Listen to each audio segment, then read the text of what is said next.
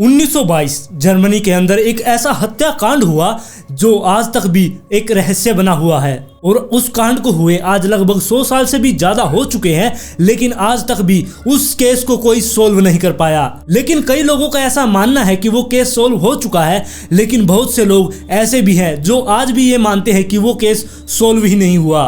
तो आइए जानते हैं इस केस में आखिर हुआ क्या था, और आप ही लोग अपने कमेंट में मुझे जरूर बताएं कि ये केस सॉल्व हो चुका है या फिर नहीं। तो आइए जानते हैं इस केस को पूरी तरह से। नमस्कार दोस्तों, मैं हूं अंकित और आज मैं फिर से हाजिर हूं आप सब लोगों के लिए एक और क्राइम स्टोरी लेकर। अगर आप इस चैनल पर नए हैं तो चैनल को सब्सक्राइब कर लें, वीडियो पसंद आए तो लाइक एंड शेयर जरूर करें। तो चलिए चलते हैं आज के एक और इंटरेस्टिंग एपिसोड पर।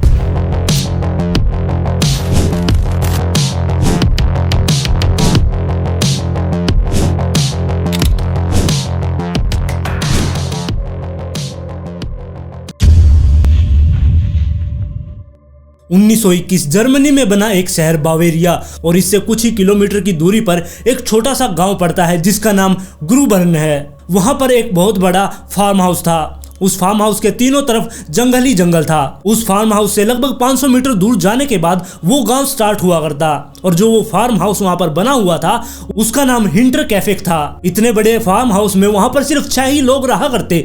जो उस घर का मेन हेड था उसका नाम एंड्रियास ग्रूबर था, और उसी के साथ उसकी पत्नी कजेलिया ग्रूबर भी वहीं पर रहा करती, और साथ में उन दोनों की एक बेटी जिसका नाम विक्टोरिया था वो भी वहीं पर रहा करती, और उन्हीं के साथ में उसके 2 बच्चे, एक लड़की और एक लड़का।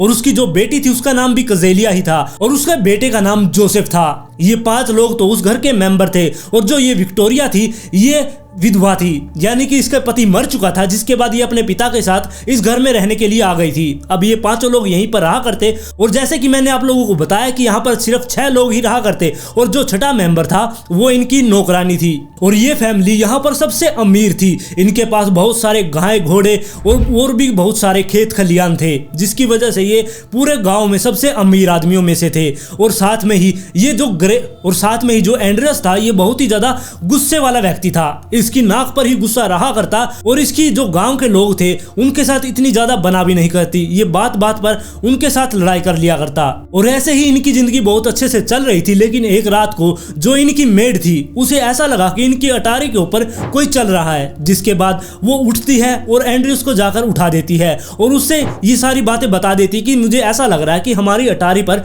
कोई चल रहा है। जिसके बाद एंड्रियास टॉर्च लेकर ऊपर अटारी में चला जाता है, लेकिन उसे वहां पर कोई भी नहीं मिलता। वो पूरी तरह से वहां पर छान मारता पूरी अटारी को। वहां पर इक्का दुक्का ही सामान रखा था, ऐसा भी नहीं था कि कोई वहां पर छिप सके। वो पूरी की पूरी अटारी वैसे तो खाली ही पड़ी हुई थी, लेकिन एंड्रियास को वहां पर कोई भी नहीं मिलता। जिसके बाद वो नीचे आता है और मेड से ये कहता है कि ये तुम्हारा शायद कोई भ्रम था, वहां पर कुछ भी नहीं है। जिसके बाद वो दोनों अपने अपने कमरे में जाकर सो जाते हैं, और इसके बाद कुछ दिन और ऐसे ही निकल जाते हैं। जिसके बाद एंड्रियास एक दिन अपने खेत में काम करने के लिए गया हुआ था, और उसका पूरा परिवार, वो सभी के सभी लोग खेत में ही थे, लेकिन जो उनकी मेड थी वो घर पर मौजूद थी। उसे उस दिन भी ऐसा लग रहा था कि कोई अटारी में चल रहा है। वो बहुत ही ज्यादा वहां पर डर गई थी, और वो एंड्रियास का आने का वहां पर वेट करने लगी। और जैसे ही एंड्रियास घर पर आया उसने सबसे पहले एंड्रियास को ये बताया कि हमारी अटारी पर कोई चल रहा था। जिसके बाद एंड्रियास दोबारा से छत पर जाता है और पूरी की पूरी अटारी को छान मारता है, लेकिन अभी भी उसे वहां पर कुछ भी नहीं मिलता। जिसके बाद वो वापस से नीचे आता है और उस नौकरानी से कहता है कि ये शायद तुम्हारा कोई भ्रम है, वहां पर कोई भी नहीं है। और ये सारी चीजें धीरे धीरे बढ़ने लगी, और जब भी वो नौकरानी रात को सोया करती उसे ऐसा लगा करता कि उनकी अटारी में कोई चल रहा है, और वो ये भी महसूस करने लगी थी कि उसे जब वो सो रही है उसे कोई देख रहा है, जिसकी वजह से वो इतनी ज्यादा डरने लगी थी। और साथ में ही उसने ये सारी चीजें एंड्रियास को बताई थी, और एंड्रियास ने सब कुछ पूरा घर को छान मारा था, लेकिन उसे वहां पर कोई भी नहीं मिला था। जिसके बाद अब वो मेड ये सोच रही थी कि शायद हो सकता है इस घर में कोई भूत प्रेत का साया है, और जिसकी वजह से उसने इस फार्म को छोड़ने का फैसला कर लिया। और अगस्त 1921 के लास्ट में उस मेड ने उस घर को छोड़ दिया और अपना काम छोड़कर वो वहां से चली गई। और इसके बाद जो एंड्रियास था वो और किसी नौकरानी को ढूंढने में लग गया, और साथ में ही जो उनका गांव था उस पूरे गांव में ये फैल गया जो ये फार्म है हिंटर कैफे, इसके अंदर भूत प्रेत का साया है। ये इसलिए हुआ क्योंकि जो उनकी मेड थी जब वो उस हाउस को यानी कि उस फार्म हाउस को छोड़कर जा रही थी, तब रास्ते में जो भी गांव वाला मिला उसने यही बात बताई कि उस घर में भूत प्रेत का साया है, इसलिए मैंने वहां पर नौकरी छोड़ दी है। और इसी वजह से ये बात पूरे के पूरे गांव में फैल चुकी थी। और इसके बाद जो गांव वाले लोग थे उसमें से कुछ लोग आकर एंड्रयूस से इसके बारे में पूछते भी हैं, लेकिन एंड्रयूस उनके ऊपर बहुत ज्यादा गुस्सा हो गया और उसने बताया कि ऐसा हमारे घर के अंदर कुछ भी नहीं है, यहाँ पर कोई भी भूत प्रेत नहीं है। और फिर कुछ महीने और ऐसे ही बीत जाते, सब कुछ सही चल रहा था।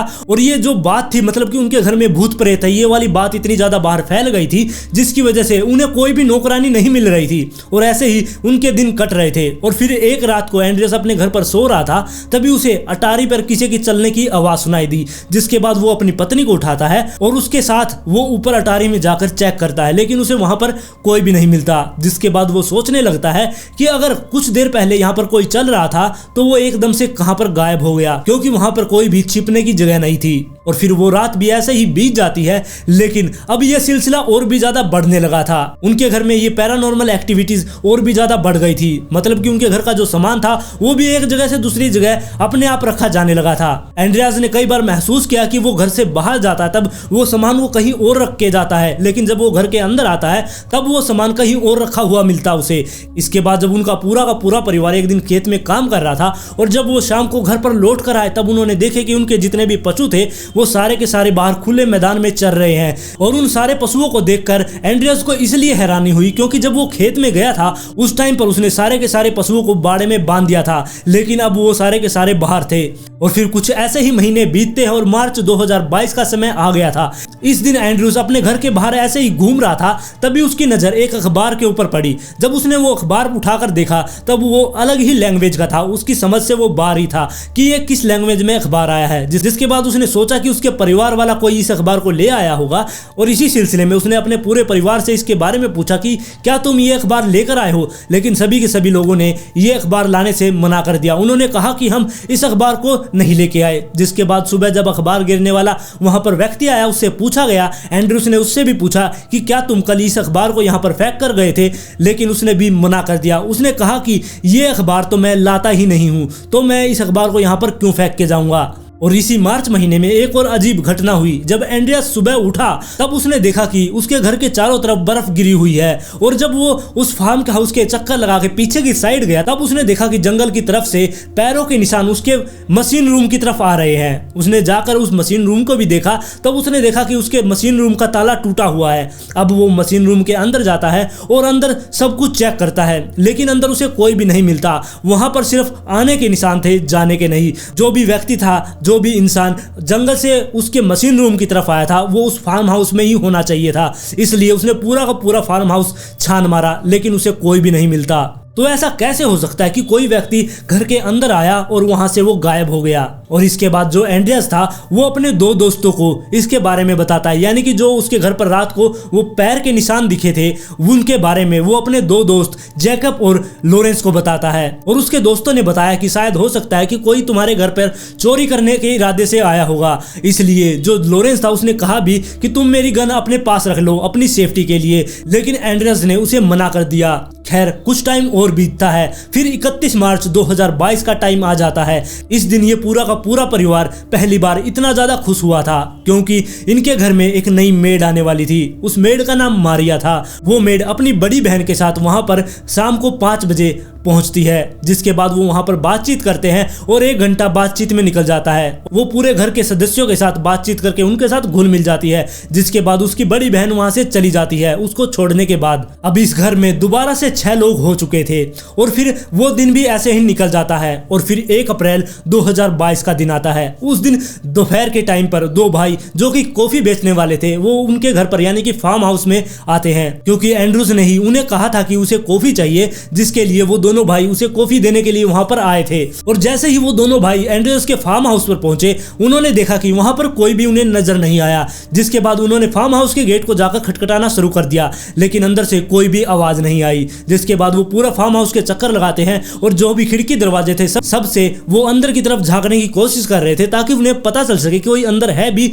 या नहीं, लेकिन उन्हें कोई भी वहां पर नहीं मिलता। जिसके बाद वो पीछे मशीन रूम के पास चले जाते हैं। उस मशीन रूम का दरवाजा खुला हुआ था। उस मशीन रूम में जाने के बाद वहां पर भी उन्हें कोई नहीं मिलता, लेकिन वहां पर उन्होंने ये देखा कि जो बाड़ा था उनका जहां पर वो अपने पशु बांधा करते वहां पर उन पशुओं के चरने की और उनके कुत्ते के भौंकने की आवाज जरूर आ रही थी। लेकिन उन्हें और वहां पर कोई भी नहीं मिला, जिसके बाद वो दोनों भाई वहां से चले जाते हैं। और फिर उसी दिन शाम के टाइम पर दो आदमी जो शिकार करने के लिए जंगल में जा रहे थे, उन्होंने सोचा कि चलो जंगल में जाने से पहले हम एंड्रयूज के घर से कुछ खाने पीने का सामान ले लेते हैं। इसलिए वो एंड्रयूज के घर पर जाते हैं और वो फार्म हाउस का दरवाजा खटखटाते हैं, लेकिन अब फिर किसी ने भी दरवाजा नहीं खोला, वहां पर कोई भी मौजूद नहीं था। वो भी बहुत देर वहां पर वेट करने के बाद जंगल की तरफ चले गए। और फिर उसी रात को एक व्यक्ति और जो उनके घर के पास से ही गुजर रहा था, मतलब कि उसका घर वहां से थोड़ी दूर था, वो एंड्रयूज के फार्म हाउस से अपने घर की तरफ जा रहा था। तभी उसने देखा कि एंड्रयूज के फार्म हाउस में जो किचन बना हुआ है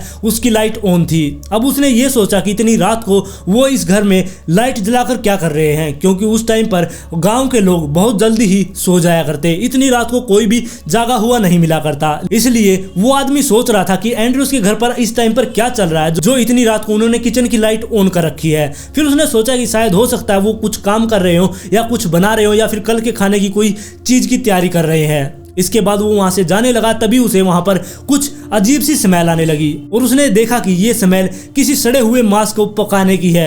और ये स्मेल जो एंड्रयूज का घर था उसकी किचन की चिमनी से आ रही थी, वहां से धुआं निकल रहा था। जिसके बाद उसे लगा कि इस फार्म हाउस में कोई ना कोई गड़बड़ है और इसके बारे में पता लगाने के लिए वो आदमी इस फार्म हाउस की तरफ जाने लगा। लेकिन जैसे ही वो उस फार्म हाउस के पास पहुंचने ही वाला था, तभी उसे अंधेरे में खड़ा एक व्यक्ति दिखाई दिया। अब उसका चेहरा तो उसे दिखाई नहीं दिया, लेकिन वो व्यक्ति वहां पर कोई हथियार लिए अपने हाथ में खड़ा था। जिसके बाद वो उस आदमी की तरफ भागने लगा, जिसकी वजह से वो आदमी डरकर वहां से अपने घर की तरफ भाग गया। और फिर वो रात भी बीत जाती है और तारीख आती है 2 अप्रैल। इस दिन संडे था। संडे के दिन दो औरतें एंड्रयूज के घर पर आती है। वो उसकी बेटी विक्टोरिया को बुलाने के लिए आई थी, क्योंकि वो हर संडे चर्च में जाकर वहां पर प्रे किया करती। इसलिए वो दोनों औरतें एंड्रयूज के घर पर आकर उनके गेट को खटखटाती है, लेकिन अंदर से कोई भी आवाज नहीं आई। उन्हें लगा कि उनका पूरा का पूरा परिवार चर्च में पहले ही जा चुका है, इसलिए वो वहां पर इतना वेट नहीं करती और सीधा ही वो चर्च में चली जाती हैं। लेकिन वहां पर भी उन्हें उनके परिवार का कोई भी व्यक्ति नहीं दिखाई देता।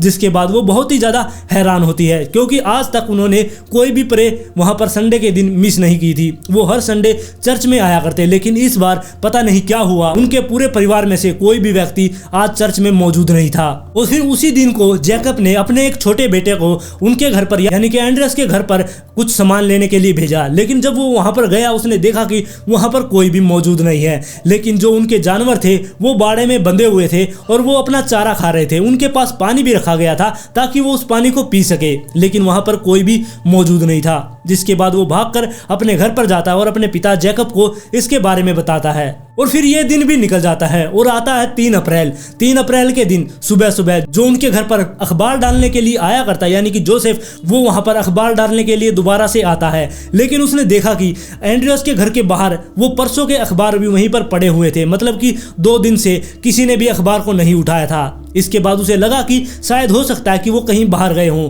लेकिन उसने एंड्रयूस के फार्म हाउस में खिड़की से झांक कर देखा। तब उसने अंदर देखा कि वहां पर कुछ खाना पका हुआ रखा हुआ है, मतलब कि अभी किसी ने खाना पकाया है और आधा खाया हुआ खाना वहां पर रखा हुआ था। इसका मतलब कि एंड्रयूस की फैमिली घर के अंदर ही है, लेकिन ऐसा कैसे हो सकता है कि वो घर पर मौजूद है और उन्हें अखबार नहीं उठाया। और इसके बाद जोसेफ वहीं पर वेट करता है कि शायद हो सकता है कोई अंदर से बाहर आए, लेकिन वहां पर कोई भी नहीं आता। जिसके बाद वो भी चला जाता है। अब 3 दिन बीत चुके थे जबकि एंड्रयूस के परिवार को किसी ने भी नहीं देखा था।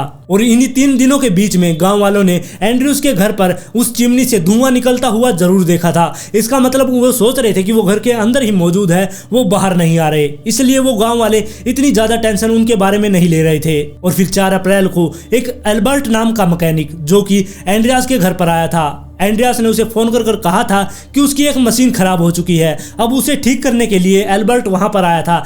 जिसके बाद एल्बर्ट ने आकर एंड्रयूस के फार्म हाउस का गेट खटखटाया, लेकिन अंदर से कोई भी नहीं आया। जिसके बाद एल्बर्ट पीछे की तरफ जाता है और उसने देखा कि जो मशीन रूम है उसका दरवाजा खुला हुआ है। और अब वो मशीन रूम में चला जाता है और वो अपने काम में उस मशीन को ठीक करने में लग जाता है। उसने सोचा था कि जो एंड्रयूस है वो खेत में चला गया होगा, वो शाम तक खेत से घर आ जाएगा, उसके बाद मैं उससे मिल लूंगा, तब तक मैं मशीन को ठीक कर देता हूं।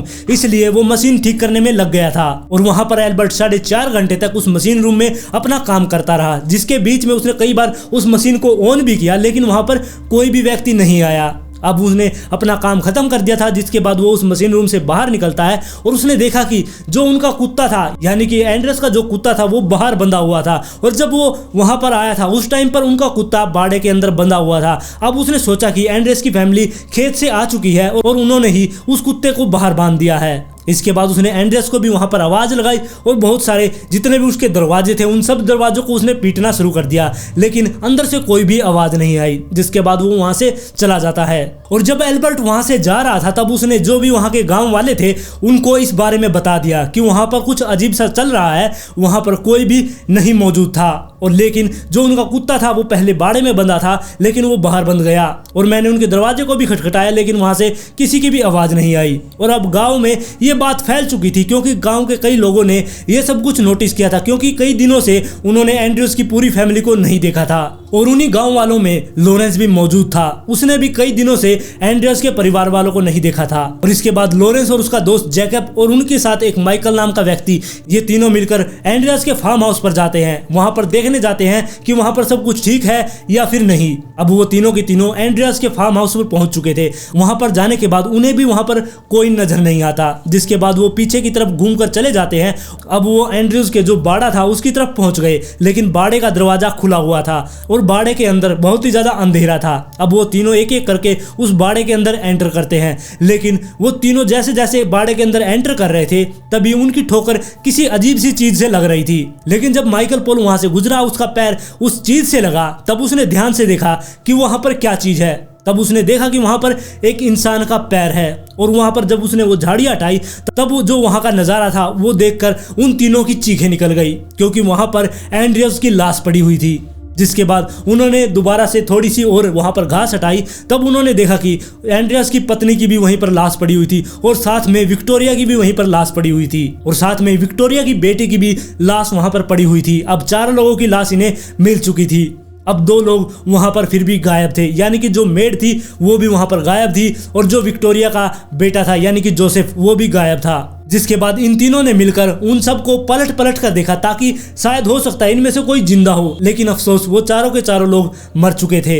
इसके बाद ये तीनों के तीनों मिलकर इनके घर के अंदर चले जाते हैं और विक्टोरिया के जो बेडरूम था उसके अंदर जाने के बाद इन्होंने देखा कि जो विक्टोरिया का बेटा था यानी कि जोसेफ, उसकी लाश भी पालने के अंदर पड़ी थी। उसके सिर पर भी किसी चीज से वार किया गया था और उसका सिर फट चुका था। और जो वो 4 लाश बाड़े में पड़ी थी उनका सिर भी फटा हुआ था, यानी कि उनके सिर पर भी किसी भारी चीज से यानी कि कोई कुल्हाड़ जैसी चीज से उनके सिर पर वार किया गया था। इन 5 लाशों को देखने के बाद इन्होंने सोचा कि जो इनकी मेड थी उसने ही इन 5 की हत्या की है और वो यहाँ से भाग चुकी है। जिसके बाद वो किचन के पास बने हुए एक सर्वेंट रूम में पहुंचे। वहां पर उन्हें एक चादर के नीचे से एक पैर बाहर की तरफ निकलता हुआ दिखाई दिया। जिसके बाद उन्होंने उस चादर को हटाकर देखा, तब उन्हें पता चला कि मारिया की भी वहां पर मौत हो चुकी है, उसके सिर पर भी ऐसे ही वार किया गया था। अब ये 6 के 6 लोग यहाँ पर मारे जा चुके थे, लेकिन इनकी हत्या कैसे हुई? इसके बाद जैकब ने अपने बेटे से कहा कि वो जाकर पुलिस और मेयर को इस बारे में बता दे कि इस गांव में इस फार्म हाउस के अंदर 6 लाशें मिली है। और जैसे ही जैकब का बेटा वहां से अपनी साइकिल उठाकर वहां पर मेयर और पुलिस स्टेशन में जाने लगा, रास्ते में गांव का जो भी व्यक्ति उसे मिल रहा था वो सबको इस बारे में बताता जा रहा था कि एंड्रयूस का पूरे परिवार का कत्ल हो चुका है। अब पुलिस के पहुंचने से पहले ही वहां पर बहुत सारे लोग आ चुके थे, वहां पर बहुत सारी भीड़ इकट्ठा हो गई थी और सभी के सभी लोग वहां पर लाशों को उथल पुथल कर देख रहे थे। जिसके बाद पुलिस वाले भी वहां पर पहुंच जाते हैं। पुलिस वाले भी ये सब कुछ देखकर वहां पर बहुत ज्यादा हैरान थे और पुलिस वालों ने अपने ऊपर अफसरों के पास फोन कर दिया और वो लोग भी वहां पर पहुंच गए थे। ये खबर वहां पर बहुत ही ज्यादा फैल गई थी क्योंकि एक साथ 6 कत्ल यहां पर आम बात नहीं थी। और जिसके बाद जब सारे के सारे पुलिस वाले और जितने भी डिटेक्टिव थे वहां पर पहुंच गए थे, इसके बाद उन 6 लाशों को उठाकर उन्होंने एक साइड में रख दिया और वहां पर वो सबूत इकट्ठा करना शुरू कर देते हैं। लेकिन सबूत वहां पर कैसे मिल सकता है? जितने भी लोग वहां पर आए थे पुलिस से पहले उन्होंने सब कुछ वहां पर बर्बाद कर दिया था, यानी कि क्राइम सीन पूरा का पूरा बर्बाद हो चुका था। वहां से वो कोई भी सबूत नहीं उठा सकते थे। जिसके बाद जो वहां पर डिटेक्टिव था उसने देखा कि यहाँ पर क्राइम सीन तो खराब हो चुका है। इसके बाद उसने और चीजों को ऑब्जर्व करना शुरू कर दिया। उसने देखा कि जो इनके जानवर है उनको चारा टाइम से दिया जा रहा है, उनको पानी भी पिलाया जा रहा है और गाय भैंसों का दूध भी निकाला जा रहा था और साथ में उनके किचन किचन में खाना भी बन रहा था। इसका मतलब कि इस कत्ल को हुए ज्यादा टाइम तो हुआ नहीं है, लेकिन वो किसी नतीजे पर तब तक नहीं पहुंच सकते थे जब तक कि उन लाशों का पोस्टमार्टम ना हो जाए। इसलिए उन लाशों का पोस्टमार्टम के लिए उन्हें भेज दिया गया और वहां पर वो वेट करने लगे। और फिर 6 अप्रैल को इन 6 लाशों का पोस्टमार्टम शुरू हुआ और इससे पता चला कि ये जो 6 के 6 लोग थे, इनके ऊपर किसी कुठाल जैसे नुकीली चीज से वार किया गया है, जिसकी वजह से इनकी मौत हो गई। और पोस्टमार्टम से यह भी पता चला कि इनके साथ कोई भी जोर जबरदस्ती नहीं हुई और ना ही इनके हाथ पैर पर बांधे जाने के कोई निशान थे। मतलब कि ये अपनी मर्जी से यहाँ पर आए थे और यहाँ पर आने के बाद इनके ऊपर वार किया गया और इनकी मौत हो गई। और पोस्टमार्टम की वो रिपोर्ट जिसने इस केस को और भी ज्यादा उलझा दिया और सबके सब लोग जिसे सुनकर चौंक चुके थे, वो ये थी कि इन 6 लोगों का कत्ल 4 दिन पहले ही हो चुका था, यानी कि 31 मार्च को ही इनका कत्ल हो चुका था। जिसके बाद पुलिस वाले चौंक गए थे कि 4 दिन पहले ये कैसे मर सकते हैं और इनके मरने के बाद भी इनके घर में वो सारी एक्टिविटी चल रही थी। तो यहाँ पर अब सबसे बड़ा सवाल ये उठ रहा था कि अगर उनका 4 दिन पहले कत्ल हो चुका था तो उनकी गैर हाजिरी में उस 4 दिन के अंदर वहां पर क्या चल रहा था, यानी कि उनके घर की चिमनी से वो धुआं उठना, उनके बाड़े में जो जानवरों को चारा दिया जा रहा था, तो वो सब कुछ कौन कर रहा था। यानी कि 6 महीने पहले जिस दिन बर्फ गिरी थी, उनके घर में जो शख्स आया था, यानी कि वो पैर के निशान एंड्रस ने जो देखे थे, वो शख्स इनके घर के अंदर आया तो था लेकिन वो वापस नहीं गया और ये सारा काम वही कर रहा था। खैर, पुलिस वालों ने अब उन 6 की 6 लाशों को उस ताबूत के अंदर रख दिया, लेकिन वो 6 की 6 लाश बिना सिर की थी, क्योंकि पुलिस वालों ने उनके सबके सर काट लिए थे और न्यूबर्ग में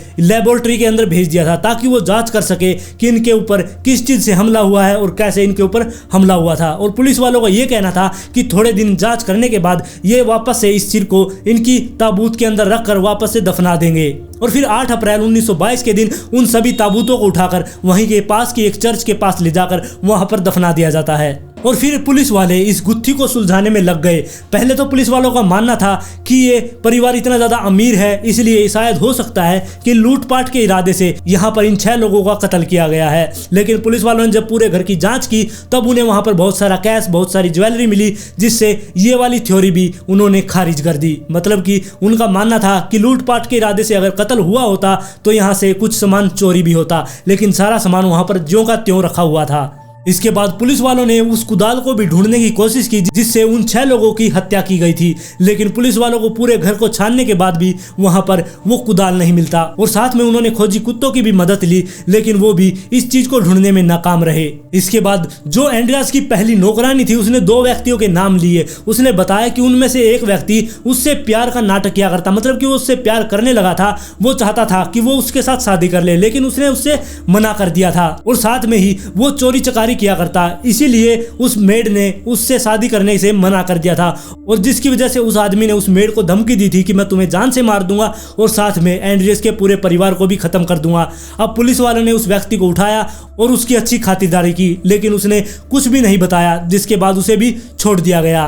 फिर 5 साल बीत जाने के बाद मई 1927 के दिन एक आदमी जो कि ग्रुबर गांव में रहा करता, उसके घर के बाहर उसके गेट को खटखटाया जाता है। आधी रात को जब उस आदमी ने गेट खोला, उसके घर के सामने एक व्यक्ति खड़ा था। उस आदमी ने घर पर रहने वाले आदमी से पूछा कि तुम एंड्रियास के परिवार को जानते हो? तब उसने कहा कि हाँ, मैं जानता हूँ। तब उस आदमी ने कहा कि उसके पूरे परिवार का मर्डर मैंने किया है, और जिसके बाद वो जंगल की तरफ भाग गया। और सुबह होने के बाद उस गाँव वाले ने पुलिस वालों को इसके बारे में बताया और पुलिस वालों ने पूरे के पूरे जंगल को छान मारा, लेकिन वहां पर कोई भी व्यक्ति नहीं मिलता। और फिर साल 1955 में इस केस को बंद तो नहीं किया गया, लेकिन इसकी कार्रवाई बंद कर दी गई और लोगों से यह कह दिया गया कि अगर आप लोग इस केस को सॉल्व करने के इच्छुक हैं तो आप इसको सॉल्व कर सकते हैं। जिसके बाद बहुत से लोगों ने अपनी अलग अलग थ्योरी वहां पर पेश की और यहाँ पर एक थ्योरी ये भी निकल कर आई कि विक्टोरिया के पति जो मर चुका है, यानी कि कार्ल जो कि मर चुका है, उसने इस पूरे परिवार की हत्या की। अब आप लोग सोच रहे होंगे कि जो व्यक्ति पहले ही मर चुका है वो 6 लोगों को कैसे मार सकता है, क्योंकि कार्ल जो है वो आर्मी में था और उसकी पहले विश्व युद्ध के दौरान गोली लगने से वहां पर मौत हो गई थी, लेकिन उसकी डेड बॉडी अभी तक नहीं मिली थी, जिसकी वजह से ये माना जा रहा था कि कार्ल आज भी जिंदा है और उसने ही इस परिवार का कत्ल किया है। लेकिन कार्ल ऐसा क्यों करेगा? इसके पीछे भी एक कहानी है, क्योंकि जो एंड्रियास था उसके अपनी बेटी यानी कि विक्टोरिया के साथ नाजायज संबंध थे। जी हाँ, आपने सही सुना, जब विक्टोरिया 16 साल की थी तब से ही एंड्रियास उसके साथ गलत संबंध बनाए हुए था, और जब इसकी शादी कार्ल के साथ हो गई थी तब शायद हो सकता है कि कार्ल ने उसको रंगे हाथों पकड़ लिया हो अपने पिता के साथ गलत संबंध बनाते मारते हुए, और जिसकी वजह से वो उनके घर को छोड़कर चला गया और मौका पाते ही उनका मर्डर कर दिया। और फिर साल 2007 में म्यूनिक पुलिस एकेडमी के कुछ छात्रों ने इस केस को सुलझाने की कोशिश की। वो नई टेक्निक से इस केस को सुलझाना चाह रहे थे। वो किसी नतीजे पर पहुंचते उससे पहले उनका कहना था कि हम सही तरह से इस क्राइम सीन को नहीं देख पाए, क्योंकि वहां पर बहुत सारी चीजें खराब हो चुकी थी। क्राइम सीन पूरा का पूरा खराब हो चुका था, लेकिन जो कुछ सबूत वहां पर बचे हुए थे वो सारी की सारी फाइल पढ़ने के बाद उन छात्रों ने बताया कि ये किसी एक आदमी का काम है और ये किसी पर्सनल मकसद की वजह से उन 6 लोगों का कत्ल किया गया है, जिसके बारे में उन छात्रों को पता भी था कि ये कत्ल किसने किया था। और उनका कहना था कि हम उस व्यक्ति का नाम नहीं बता सकते, क्योंकि उस व्यक्ति की तो मौत हो चुकी है। अगर हम उस व्यक्ति का नाम बता देंगे तो उसके बच्चों के ऊपर दिक्कत आ सकती है, इसलिए उन्होंने इस व्यक्ति के नाम को नहीं बताया और इस राज को राज ही रखा। और इसके बाद जो 6 सर काटे गए थे, उसके बाद यानी कि उनके ऊपर रिसर्च करने के बाद न्यूरोबर्ग से उनको बाहर निकाला गया और एक तांत्रिक को दिखाया गया। और जब उस तांत्रिक ने उन 6 सरों को देखा, उसके बाद उसने बताया कि इनको मारने वाला एक बहुत ही भयानक इंसान था। उसकी आंखें बहुत बड़ी बड़ी थी और उसका चेहरा भी धुंधलाया हुआ था और उसके चेहरे पर बहुत बड़ी हंसी थी। और वो 6 सर जो जांच के बाद तुरंत ही उन ताबूत के अंदर रखे जाने थे, वो आज तक भी उस ताबूतों के अंदर नहीं रखे गए। वो 6 की 6 लाशें बिना सर के ही ताबूत के अंदर दफन है। और बाद में जब अथॉरिटी से इन 6 कटे हुए सर के बारे में पूछताछ की गई, तब उन्होंने बताया कि दूसरे विश्व युद्ध के दौरान जो न्यूरोबर्ग में जो बॉम्ब ब्लास्ट हुआ था उसके अंदर ये 6 के 6 सर ब्लास्ट हो गए हैं। यहाँ पर अगर देखा जाए तो जो दूसरा विश्व युद्ध हुआ था वो इस हत्याकांड के लगभग 17 साल बाद हुआ था। तो 17 साल तक ये सर वहां पर क्या कर रहे थे, जो कि कुछ टाइम के बाद ही वहां पर वापस रखे जाने थे, यानी कि ताबूत के अंदर वो वापस रखे जाने थे। तो वो 17 साल तक वहां पर क्या कर रहे थे। दरअसल यहाँ पर सच्चाई कुछ और ही है, क्योंकि जब वो 6 सर काटे गए थे और उनको जांच के लिए भेजा गया था, और जांच के कुछ ही टाइम बाद वो 6 सर रहस्यमयी तरीके से गायब हो गए थे। और बाद में दूसरे विश्व युद्ध के दौरान बमबारी का हवाला देकर इस बात को दबा दिया गया। और भूत की डर की वजह से एंड्रियास का जो फार्म हाउस था उसके पास से भी लोगों ने गुजरना बंद कर दिया था। एक तो उसकी नौकरानी जो पहले वहां पर रहा करती, उसने बताया था कि इस घर में भूत है, जिसकी वजह से पूरा का पूरा गांव के लोग कोई भी उस घर के पास से नहीं गुजरा करता। और फिर इस हत्याकांड के लगभग 1 साल बाद यानी कि फरवरी 1923 में इस पूरे के पूरे फार्म हाउस को ध्वस्त कर दिया गया। और जब इस पूरे के पूरे फार्म हाउस को तोड़ा जा रहा था, उस टाइम पर वो कुदाल मिला, यानी कि जिससे उनकी हत्या की गई थी। और ये कुदाल देखकर सब के सब लोग चौंक चुके थे, क्योंकि जब वहां पर उस पूरे घर को छाना जा रहा था उस टाइम पर तो वो कुदाल कहीं पर भी नहीं मिल रहा था। यहाँ तक कि खोजी कुत्ते भी यहाँ पर असफल रहे थे, लेकिन ये एकदम से रहस्यमयी तरीके से अब कैसे मिल गया। और उसके ऊपर खून भी लगा हुआ था जो कि सूख चुका था। और बाद में जब पुलिस वालों ने उनकी पूरी तरह से जांच की, तब उनके ऊपर से कोई भी फिंगरप्रिंट पुलिस वालों को नहीं मिले। तो वहां पर ऐसा क्या हुआ था जिससे वो 6 के 6 लोग मारे गए। ये कोई रहस्यमयी ताकत थी या फिर कोई इंसान का इसके पीछे हाथ था, ये आज तक भी नहीं पता चला। इस केस को हुए लगभग 100 साल से भी ज्यादा हो चुके हैं, लेकिन इस केस की फाइल आज भी खुली हुई है। जो क्राइम से जुड़े हुए लोग हैं वो आज भी इस केस को सुलझाने की कोशिश करते हैं, लेकिन ये केस आज तक भी नहीं सुलझाया गया है। और आज की कहानी में बस इतना ही। आप लोग इस केस के बारे में अपनी राय कमेंट में मुझे जरूर दें। अगर आप इस चैनल पर नए हैं तो चैनल को सब्सक्राइब कर ले, वीडियो पसंद आए तो लाइक एंड शेयर जरूर करें। और जल्द ही मिलते हैं ऐसे ही एक और इंटरेस्टिंग केस के साथ।